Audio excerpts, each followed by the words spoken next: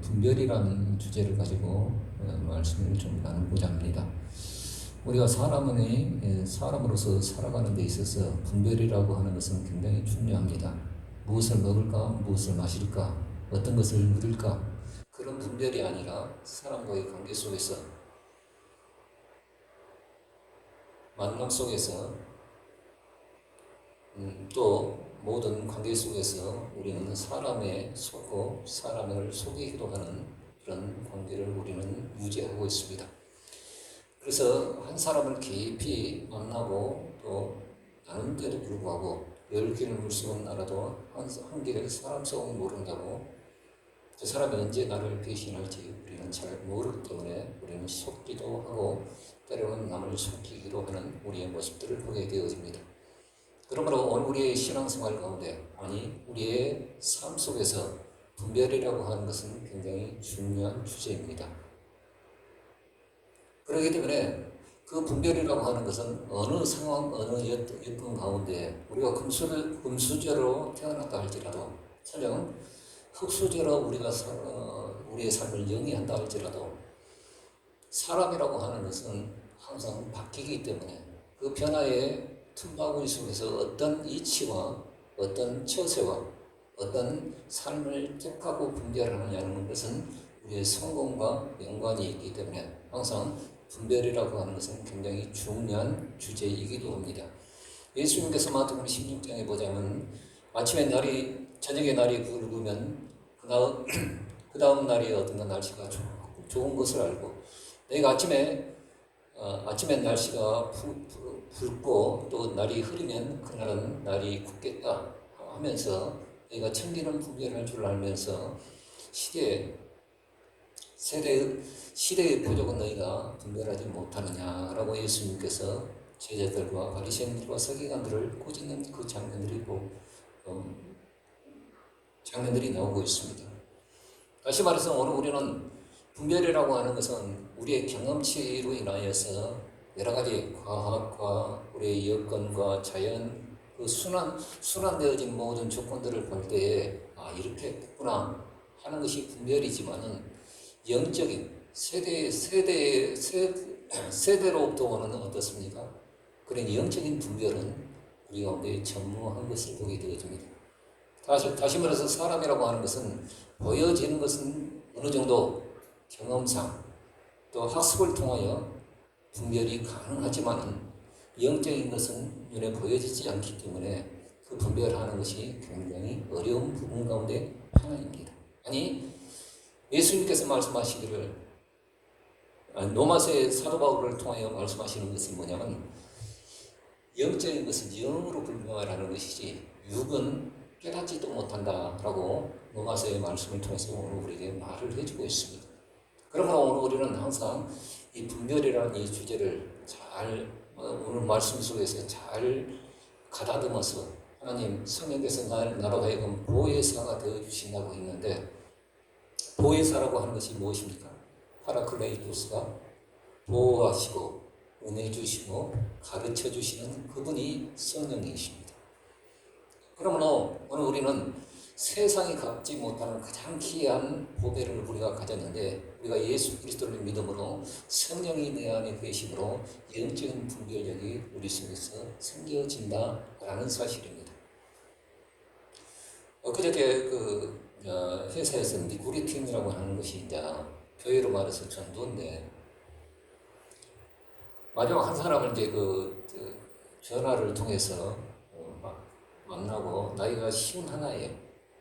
또 여성분이시고, 그래서 이제 만나서 일단 지점장한테 뵈러 가기 전에 잠깐 만나서 미팅을 했는데, 왠지 좀 이상해요.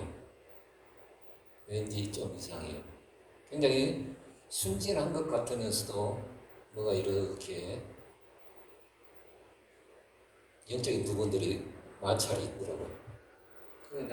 아니나 다를까 나중에 이야기를 해보는데, 하나님의 교회에 다니시는 분이셔요. 그래서 그 양반은 장길자 하나님을 믿고 또 장길자를 섬기시는 분이신데, 전혀 그거에 대해서 문제의식을 갖지도 아니하고 자기는 영생할 것을 믿습니다 라고 말을 하고 있습니다. 우리가 말하는 영생이라고 하는 것은 육신의 죽지 아니함을 믿는 것이 아니라 우리가 죽어도 우리의 영은 하나님의 아들 예수 그리스도께서 다시 오실 때 부활의 영광으로 다시 덧입혀지는 그 영생을 믿는 것이지 육신의 영생을 믿는 것은 아닙니다. 그런데 그걸 철석같이 믿고 있더라고요. 그래서 오늘 우리가 신앙생활 하는 가운데에서도 실은 영적인 분별이 굉장히 어두울 때가 많이 있습니다. 결국에는 이제 다니지는 않았습니다만 내 마음이 막 괜히 끌끌거려요. 그래서 이제 그런 부분들이 없지 않아 우리 가운데 있다는 사실을 우리는 보게 되어집니다. 그래서 오늘 이 아침에 오늘 우리가 이어서 하시는 말씀이 뭐냐면 사도행전 16장에 보자면은 바울이 어떻게 그 상황과 여건을 분별해 나가는가를 오늘 보면은 우리 역시도 성령께서 우리에게 가르쳐 주실 때 그 분별력이 생긴다는 사실을 우리는 이 말씀을 통해서 깨닫게 되어집니다. 바울은 바나바와 헤어지면 어떻습니까? 불편했죠. 자기를 어떻습니까? 예루살렘 총회에 사도들에게 청거했던 인물이고 자기는 어떻습니까? 다메섹 도상에서 예수 그리스도를 만났지만은 바나바가 아니었다고 한다면은 하나님께 쓰임받지 못했던 일개에 어떻습니까? 변화받았던 그런 사람으로 존재로 서만이 어떻습니까? 존재할 뿐이었는데 자기를 청구해줬고 자기를 어떤가 안디옥 교회에서 같이 사역을 하면서 그 사람을 바울을 돋보이게 했던 사람은 친구 바나바 사도였습니다. 그럼에도 불구하고 밤빌리아에서 조카 마가가 어떻습니까? 한 가지로 가지 못하고 그러니까 중도에 하차하는 것은 연약함도 있겠습니다만은 마가라는 사람이 연약함도 있어요. 부잣집 도련님 아닙니까? 마가의 다락방에 연약함도 있었겠습니다만은 앞뒤 문맥을 보자면 할례당이라는 이 부분에 있어서 마가라는 이 사람은 유대인이었고 이방인들 다시 말해서 할례받지 못한 사람들에게 복음이 증거되는 것에 대해서 굉장히 마음에 껄끄러움이 있었는가 봐요. 그래서 결국에는 어떤가 바울과 한 가지로 동행하지 못하고 중도에 하차한 그것으로 인하여서 마음에 껄끄러움이 있었는데 2차 전도여행 때 바나바 사도와 함께 다시금 전도했던 그 키프로스 섬을 이시를 해서 다시금 전도했던 것으로 가려고 했을 때 바나바 사도가 하는 말이 마가를 다시금 데려가십시다. 중도에 마음에 약한 것이 있었으면은 그래도 이 사람같이 깨끗한 사람이 없으니 우리가 데리고 가십시다 라고 했을 때 바울은 칼같이 단호한 사람이었어요. 어찌 우리와 함께 한 가지로 동행하지 못한 사람을 한 번 배신한 사람은 또다시 배신할 것인데 우리는 내려갈 수 없습니다. 그리고 심히 피차 다투어 얼마나 다투었는지 모르겠습니다만 꽤 많이 다투었던 것 같아요. 결국 찢어지게 되어지죠. 그런 불편함이 있었지만은 신라와 또 디모데 또 의사였던 누가와 한 팀을 이루어서 비두니아로 동쪽 터키 지방에 있는 그 비두니아로 사역을 계속 하려는데 이상하게 내가 이제 전도하려고 하고 내가 복음을 전하려고 하는데 이상하게 성령이 막으셔요. 그쪽으로 갈 때마다 어떤가 복음의 문들이 닫혀 있고 아무런 역사가 이루어지지 않습니다. 성경은 성령께서 막으심에라고 말을 해주고 있습니다. 허락지 않으십니다. 그래서 트로이 목마라고 하는 여러분들 그 헬라 신화에 나와 있는 그 도시 드로아죠. 트로이에서 어떻습니까? 막 그 한참 이제 마음에 갈등이 생기죠. 내가 주의 일을 하려고 몸부림치면서 하나님의 사역을 감당하려고 하는데 왜 성령께서 막으실까? 하는 일마다 안 되고 삐뚤어지고 꺾어지고 이럴 수 있다는 사실입니다. 우리가 하나님의 일을 감당하면서도 어떻습니까? 성령께서 그 주도권을 가지고 하나님께서 그 일을 이루어 나가시는 것이지 우리가 주도권을 갖고 성령을 이용해서 하는 것이 아니라는 사실이죠. 그래서 마음에 고통이 있는데 막 이 드로아 지역에서 저녁에 기도하고 있는데 얼굴이 하얀, 다시 말해서 이제 서양 쪽으로 넘어가는 것이죠. 마케도니아 얼굴이 하얀 백인 한 사람이 마케도니아의 그 사람이 따라서 어서 와서 우리를 도우십시오라고 하는 손짓하는 그 환상을 보게 돼요. 그래서 바울이 어떻습니까? 그 환상을 보고 어디 갑니까? 주께서 우리를 인도하신 줄로 알고 이렇게 말을 하고 있습니다. 주의 뜻을 인정했다라고 말을 합니다. 인정했다는 말은 어떻습니까? 강권적으로 역사에서 이렇게 그런 것이 아니라 그 환상을 보고 어떻습니까? 추측해서 인정했다, 판단했다라고 합니다. 여기 분별입니다. 그래서 여러분들 분별이라고 하는 것은 어떻습니까? 오늘 갑자기 어떤가? 쪽집게처럼 어떻습니까? 하나님께서 야, 너 떡볶이 살 때 이 숫자 딱 찍어주는 그런 것이 분별이 아니라 어떤 희미한 것을 하나 주시는데 내 마음의 신앙의 양심과 이제까지 배워왔던 신앙의 지식을 통해서 어떤가? 그것을 추리해서 판단할 수 있는 것이 분별이라고 오늘 성경은 말해주고 있습니다. 그러므로 오늘 우리는 어떻습니까? 우리의 상황 가운데서 하나님 내게 갈 길을 알려주십시오. 오늘 꿈속에서 이렇게 일로 가라 저리로 가라 그런 경우는 대단히 많지 않습니다. 바울 같은 경우에도 어떤 하나님께서 야 비두니아로 가지 마. 내가 허락하지 않았어. 너 마케도니아로 가. 이렇게 말씀하지 아니하시고 어렴풋하게 기도하고 있는 환상을 보여주시는데 마케도니아의 환상을 보고 어서 우리를 도우십시오라는 이 환상을 듣고 주께서 이쪽으로 가라고 하시는구나 추측해서 판단해서 분별하고 있다는 사실입니다. 그러므로 오늘 우리는 우리 하나님께서 우리를 어떤 분별력을 주실 때 우리 이성과 경험과 우리의 지식과 그 모든 것을 잠재워 놓고 강권적으로 우리를 역사하는 그런 경우는 굉장히 드뭅니다. 그러므로 여러분 오늘 우리는 하나님 앞에 우리의 지각과 우리의 마음의 양심과 우리의 신앙의 어떤 줏대를 가지고 어떻습니까? 그걸 판단해 봐야 합니다. 여기 분별입니다. 분별. 그래서 빌립보에서 누디아라는 자주장사를 만나죠. 자주장사라고 하는 것이 뭡니까? 옷감장사인데 옷감장사가 그 당시 로마 시대에 그 중국에서 넘어오는 어떻습니까? 실크. 굉장히 고급 옷감이죠. 그 옷감에 자주색을 입힌다는 것은 여러분들 자주색이라고 하는 것은 뭡니까? 왕들이나 입는 가장 고관 대작들만 입을 수 있는 그런 색의 옷감을 이 누디아라는 여자가 판매하고 유통하고 있다. 그런데 마케도니아에 갔더니 어떻습니까? 교회 회당은 없고 유대인들이 자꾸 모여서 어떻습니까? 회당이 없을 경우에 여자들이 모일 경우에는 강가에 가서 어떤가 옛날 바벨론을 추억을 하면서 강가에서 안식일날 모여서 예배를 드리는 경우가 있었습니다. 거기에 가서 이렇게 말씀을 전하는데 바울이 어떻습니까? 말씀을 전하는데 이 누디아의 한 여인의 마음을 열어서 어떻습니까? 내가 기다리던 그분이 메시아라는 분이신데 그분이 이미 오셨다고? 그 이름으로 내가 구원받을 수 있다고? 여기에 이 여자가 마음을 온전히 열어서 예수 그리스도를 영접하는 놀라운 역사가 일어났습니다.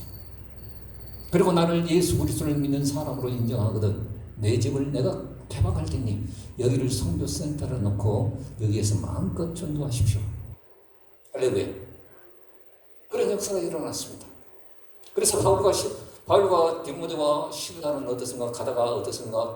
마음껏 전도하는데 그 마케도니아의 빌립보라고 하는 이 지역은 여러분들 헬라 시대 때부터 알렉산더라고 하는 유명 걸출한 영웅의 그 아버지의 이름을 따서 어떻습니까? 필리포스라고 하는 어마어마한 도시가 생성된 곳이었습니다. 거기서 복음을 전하는데 한 가시네가 뒤쫓아오면서 어떤가 이 사람은 하나님의 크신 구원의 비밀을 전하는 자들입니다. 알고 보니까 귀신 들린 요정이에요. 귀신같이 마치죠. 아니 대리로 어떻습니까? 광고해 주니까 얼마나 고마워요.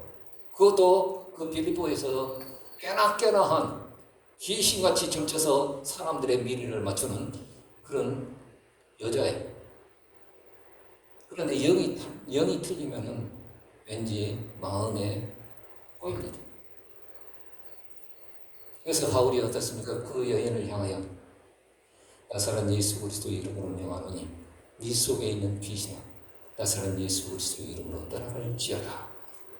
그러니까 이 여자가 두말하지 않냐고 받아서 어떻습니까? 귀신이 나가버리고 할렐루야. 그런데 문제는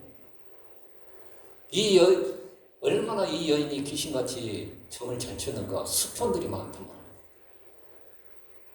응? 이 여자로 인하여 이익을 본 남정네들이 많았어요. 그래서 돈 대주고 뭐 물질 대주고 다 해주는데 어느 날 갑자기 그 능력이 사라져 버리니까 이 스폰했던 어떻습니까? 남자들이 고발을 한 거예요. 그리고 다짜고짜 어떻습니까? 이 사람도 우리가 받지 못할 연병과 같은 돈을 전하는 자들입니다. 라고 하면서 빌립보 법정에다 고소를 해갖고 빌립보 감옥에 그냥 묻지도 따지지도 않고 그냥 처해놨어요.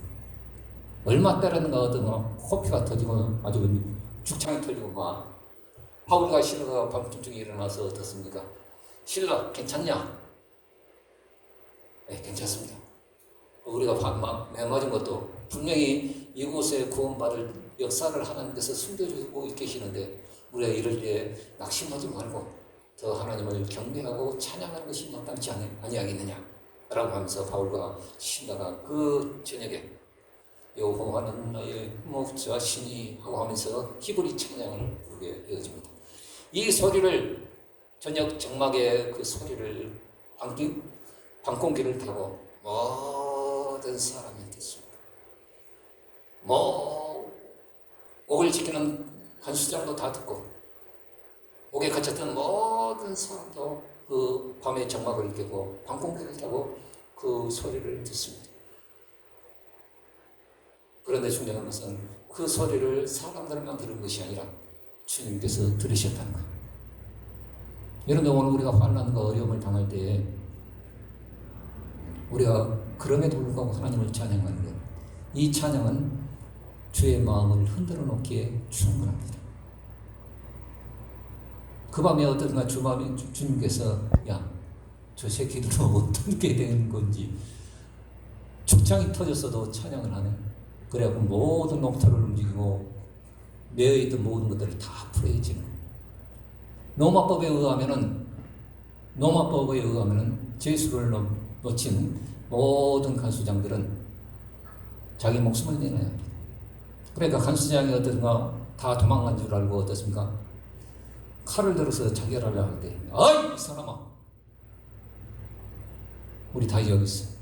그 밤에 이 사람이 어떤가 그 모든 히스토리를 알았던 이 간수장이, 선생님, 우리가 어떻게 하여 구원을 얻을 수 있겠습니까? 그때 사도행전 16장 31절에 사도 바울의 유명한 구절 하나가 나오죠.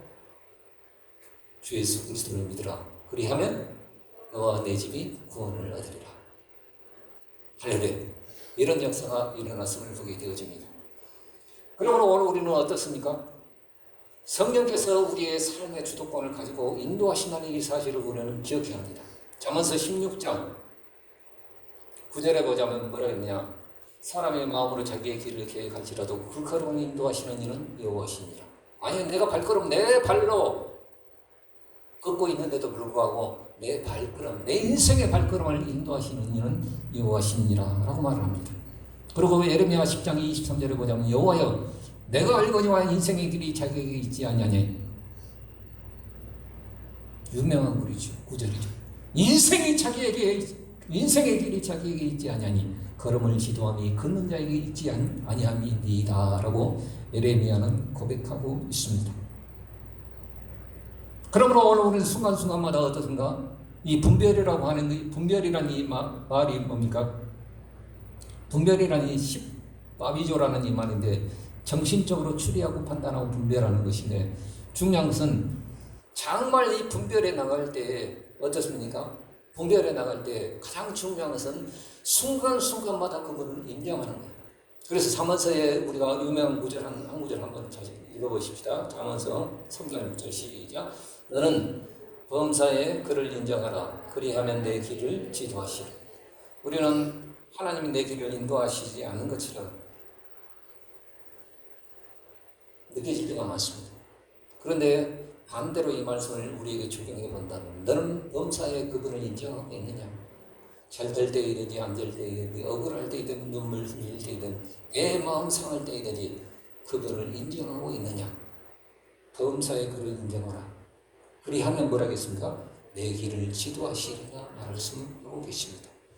여러분, 오늘 우리는 이제 분별에 앞서 내 모든 인생의 앞길을 그분 앞에 의탁하고 그분을 인정할 수 있는 그 믿음의 겸손함이 우리 가운데 있기를 주의 이름으로 축복합니다.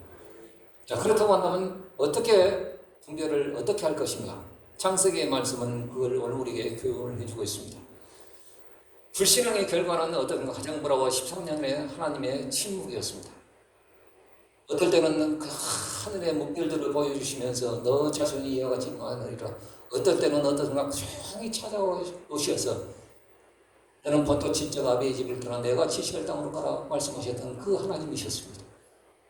그런데 이스마엘을 낳고 하나님이 얼마나 속이 상하셨던지 단 한 말씀도 하지 아니하면서 13년을 하나님께서 침묵하십니다. 99세 되던 때에 하나님께서 아브라함에게 또 나타나셔서 나는 전능한 하나님이라. 너는 내 앞에서 행하여 완전하라. 이 말 뜻이 뭡니까? 완전하라 이 말이 뭡니까? 똑바로 해 이 새끼야. 이 말입니다. 정신 차리라. 오늘 우리 하나님께서 우리에게 침묵하시다가 어느 날 갑자기 메시지를 주시는데 너는 행위 완전하여 내 앞에 행하라. 이 말씀이 뭡니까? 똑바로 해. 경고의 말씀이셨습니다. 그리고 두 가지를 행하시는데 첫째는 그의 이름을 바꿔주십니다. 이름 바꾸는 것이 뭐 이렇게 능사냐라고 말할지 모르지만 하나님께서는 하나님의 일들을 하실 때 항상 그 사람의 이름을 바꾸는 경우가 많습니다. 그래서 아브라함이라고 하는 열국의 아비 정도밖에 되어지지 않냐는 그런 사람이죠. 현실을 보더라도 씨 하나 없어갖고 99세가 되어가지고 이제 늙어 죽을 수밖에 없는 아무런 소망 없는 이 늙은이를 하나님께서는 아브라함이라고 말씀하십니다. 아브라함이라고 말씀하십니다. 열국의 아비. 그냥 큰아버지 정도밖에 되어지지 않을 사람을 열국, 모든 나라의 아버지가 된다는 것. 그리고 사례라고 하는 그 자기 부인의 이름도 바꿔주시는데 다투기를 좋아하는 어떤 이쁜이 정도밖에 되어지지 않은 그 이름을 사라, 열국의 어미라고 그 이름을 바꿔주십니다. 그러니까 하나님께서도 이름을 바꾸실 때 아브라함, 사레, 사라. 그러니까 참 하나님께서 위트가 있으셔요. 어떤 것을 개명을 하고 어떤 것을 개사를 할 때 통째로 바꾸면 그 의미가 사라집니다. 그러니까 얼마나 위트가 있으십니까? 너 아브라함이지? 아브라함이야. 사레지? 한 글자만 바꾸세요. 받침 한자, 모음 한자를 바꾸세요. 사레, 사라. 이름을 바꾸신다는 것이 뭡니까? 그의 정체성을 바꾸시는 것입니다. 오늘 우리가 생각할 때 아브라함 정도밖에 안 돼요. 아무리 큰 꿈을 꾼다 할지라도 큰아버지 정도, 그런데 내 현실을 보면 아들 한 새끼도 낳지 못하는 불구의 몸이, 사라가 아무리 이쁘다 할지라도 그냥 이쁜이 정도로밖에 해가지고 어딘가 이제 늙어 죽을 수밖에 없는 그런 존재. 그런데 너를 통하여 내가 열국의 아비, 열국의 어미로 만들어줄 거야. 그의 정체성을 바꾸신 것을 보게 되어집니다. 여러분들, 우리가 하나님께서 오늘 우리가 하나님 앞에 오늘 우리가 어떤 분별력을 갖기 위해서는 우리의 어떤 그 마인드와 우리의 정체성이 바꿔지지 않냐면은 결코 하나님의 큰 일들을 볼 수가 없습니다. 볼 수가 없습니다. 그럼에도 불구하고 어떻습니까? 아브라함과 사라가 믿지를 못하죠. 불신앙은 영적인 무기력을 가지고 옵니다. 약속의 아들 이삭까지 이름까지 너 몇 년의 아들을 줄 건데 그 이름까지 내가 지어줄 거야. 이삭이라고 해. 징표로 어떻든 하나님께서 두 번째 명하신 것이 뭐냐면은 너 할례를 행해. 할례라고 하는 것이 생식기의 그 표면을 어딘가 잘라버린 거예요. 그래서 이것을 신명기의 말씀에 보자면 뭐라고 말씀하시느냐? 그냥 가죽 표면만 잘라내는 것이 아니라 이것을 마음과 연관시킵니다. 신명기 10장 16절의 말씀 한번 같이 읽어볼까요? 자, 여기 읽어봅시다. 시작. 그러므로 너희는 마음의 할례를 행하고 다시는 목을 곱게 하지 마라. 여기에서도 할례를 명할 때 생식기의 어떤 그것만 말하는 것이 아니라 이것을 통해서 더 큰 의미를 오늘 우리에게 모세는 던져주고 있는데 그 할례라고 하는 것은 네 마음의 가죽되어 네 마음 속에 있는 하나님을 향하지도 못하고 네 공교로 네 뜻대로 네 고집대로 살아가는 이 마음의 가죽되어 그거 배워지지 못하면은 너를 통해 역사할 수 없어. 아니 우리 눈에는 어딘가 생식기에는 가죽이 덮어 있지만은 우리 마음의 가죽은 어디에 덮여 있는지 우리는 알지 못합니다. 그러나 하나님을 대적하고 하나님을 의지하지 못하고 하나님을 신뢰하지 못한 그 가죽이 우리 속에는 가득 덮여 있다. 그러므로 오늘 우리는 하나님의 전능하신 손 안에서 우리는 겸손하기를 주의 이름으로 축복합니다. 이 가죽이 베어져야 한다. 배워져야 합니다. 그래야 새 정체성과 주님의 겸손함 앞에서 바른 분별력이 생겨진다는 사실을 이 말씀을 통해서 말씀하고 계십니다. 여러분 겉은 병건의 모양이 있어도 속은 능력 없는 속빈 강등처럼 오늘 우리는 살고 있습니다. 먹고 사는 문제에만 묶여서 한 말씀도 이해하지 못하고 분명한 신앙의 고백은 있지만 자기 부인과 자기 십자가가 없이 하나님의 일과 사람의 일에 혼재되어 있고 혼미되어 있어서 그 혼란 속에 우리는 살고 있지 않습니까? 당면한 문제와 위협 앞에서도 두렵고 힘듭니다. 마음이 불안해요. 그러나 아브라함을 아브라함이라고 개명하시고 할례를 통해서 회복시키신 그 하나님이셨음을 오늘 우리는 이 말씀을 통해서 보게 되어집니다. 내 정체성을 우리 주님은 바꾸시기를 원합니다. 너 이런 정도의 수준이야. 내가 생각하기로 쪼다갖고 아무것도 할 수 없고 아무것도 이루어낼 수가 없는 의지 박약의 우리의 모습을 우리 스스로는 알고 있습니다. 그러나 하나님께서 예수 그리스도의 보혈 안에서 복음 안에서 우리를 향하신 그 하나님의 계획은 뭐냐? 디모데전서 6장 11절의 말씀에 보자면 너 하나님의 사람 의와 경건과 그 말씀이 있죠.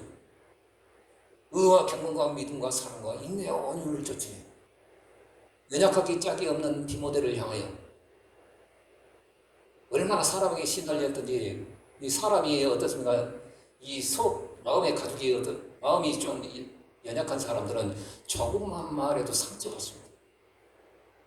그러나 마음의 근육이 단단한 사람은 조금만 말해도 상처받는 것이 아니라 그걸 딛고 넘어갑니다. 디모데는 연약한 사람이었어요. 조금만 말해도 어떻습니까? 마음의 상처를 받다 보니까 어떻습니까? 위장병이 있어요. 그러면 물만 마시지 말고 포도주를 마시라고 할 정도로 어떤가 바울이 진짜 걱정하는 존재였어요. 그런데 그 디모데를 향하여 바울은 뭐라 합니까? 너 하나님의 사람아. 한번 따라서 봅시다. 너 하나님의 사람아. 자신을 향해서 한번 외쳐보십시다. 너 하나님의 사람아. 덥기도 하고 여기 우리의 정체성입니다. 복음 안에서 우리를 향하신 하나님의 하나님의 소리입니다. 새 정체성으로 우리를 회복해 주시기 원하십니다. 마음의 할례를 행하고 정당하신 주 앞에서 우리는 겸손해야 됩니다. 영적인 분별력은 내 육신의 눈높이에서는 전혀 안 보입니다. 보일 수도 없고 할 수도 없습니다. 전능하신 그 손 안에서 오늘 우리는 겸손할 때 그것이 보여진다는 사실이죠. 베드로전서 5장 5장 말씀해 보자면 그러므로 하나님의 능하신 손 안에서 겸손하라. 때가 되면 너희를 높이시리라 라고 말씀하십니다. 하나님께 아부 떨으라는 말이 아니에요. 하나님의 전능하신 손 안에서 좀 잠잠하라는 거예요. 화 고지고 때려내고 내 마음에 어떤 물이 쌓이니까 막 이걸 토해내고 싶은 거예요. 겸손하라는 이 말 뜻이 뭐냐면 막 이거 아부 떨으라는 말이 아니에요. 좀 잠잠하라는 거예요. 잠잠하라는 거예요. 바울도 복장 터지죠. 비두디아로 가려고 하는데 성경이 자꾸 막으시니까 하나님 이럴 수는 없습니다. 내가 다른 일로 하려는 것도 아니고 하나님의 일을 하려고 하는데 왜 막으십니까? 왜 막으셔요? 따질 수도 있습니다. 그러나 하나님의 전능하신 손 아래서 잠잠했어요. 그리고 조용히 기도합니다. 여러분들 때와 타이밍은 우리의 권한에 있지 않습니다. 그러므로 오늘 우리는 하나님의 전능하신 손 안에서 좀 잠잠하시길 주의 이름으로 부탁합니다. 내 마음에 욕설이 있고 내 마음에 울분이 있고 내 마음에 슬픔이 있어서 그걸 토해내고 싶지만 아니에요. 내 입 밖으로 나가는 것은 주워 담을 수 없어요. 복수불수라고 어떻습니까? 엎어진 물은 다시금 걷어들일 수 없습니다. 사람이 그래요. 사람이 아무리 내 입 밖으로 가면 아무리 내뱉고 싶어도 물만 그런 것이 아니라 내 이 주둥아리로 내뱉었던 그 말은 다시금 걷어들일 수 없습니다. 이만큼 우리의 입의 말이 무섭습니다. 그러므로 그럴 때 우리는 전능하신 손 아래서 어떻게 하셔야 되겠습니까? 좀 잠잠하셔야 됩니다. 때를 기다려야 합니다. 하나님, 이것도 하나님의 계획 가운데 있음을 고백합니다. 그래서 빌립보 지하 감옥에 갇혔잖아요. 이럴 수는 없습니다. 하나님, 이거에 왜 막말입니까? 내가 복음 전했는데 주의 계시 갖고 어디가 마케도냐로 가서 빌립보에서 복음 전했는데 감옥에 갇히다니요. 근데도 바울은 어떻게 했는가? 전능하신 손 아래서 잠잠합니다. 잠잠하고 엉망 터진 그 말이 있다 할지라도 축탕이 터지고 아구통이 터지고 코피 터지고 다 터져 있어요. 그 밤에도 같이 일어나서 주의 이름을 찬양했습니다. 여러분, 오늘 우리는 우리의 모든 우리의 정체성을 바꾸신 그 하나님이 그 일을 이루어내길 원하십니다. 그러므로 아침마다 여러분들을 볼 때, 여러분들 자신을 거울을 볼 때 지금 늙었고 흰머리가 나오고 무서워할 것 없는 우리 인생이라 할지라도 하나님은 주 예수 그리스도의 그 보배로운 피를 통해서 우리를 보실 때에 눈에 넣어도 아깝지 않은 그런 존재입니다. 왜요? 자기 아들의 핏부림을 통해서 우리의 생명값을 사셨기 때문입니다. 그러므로 오늘 우리는 복음 안에서 우리를 좀 이루어 주시길 원합니다. 내 정체성이 바꿔져야 돼요. 쪼다. 난 여러 말 많이 들었어요. 응? 그러고 머리가 튀어나왔으니까 바우. 응? 그리고 가장 사춘기 때 제 정체성을 딱 집은 말이 어떻습니까? 견치서. 그런 수다한 말들이 내 인생을 가리웠더라고요. 너 하나님의 사람. 그러므로 오늘 우리는 이제 전능하신 손 안에서 좀 하나님이 나를 보시는 그 정체성으로 아브라함을 빌려주신 그 은혜, 그 은혜로 우리의 삶을 다시금 살아나기를 주의 이름으로 축복합니다. 여러분들 분별이라고 하는 건 이거예요. 이거. 어디를 땅을 사야겠습니까? 이거 아니에요. 내 자신을 바로 바라볼 수 있는 것이 분별이라는 거예요. 내 자신을 바로 바라볼 수 있는 것이 분별이라는 거예요. 그럼 주님께서 내 안에서 성령의 역사를 통해서 그 일을 행하신다는 이 사실을 아시고 어찌하든지 한 주간 동안 의해서 내 정체성에 콜라도 걷지 마시고 하나님이 나를 바라보신 그 정체성으로 또 깨끗함, 잠잠함으로 하나님의 귀한 분별을 이루어내시는 귀한 은혜가 있기를 주의 이름으로 축복합니다.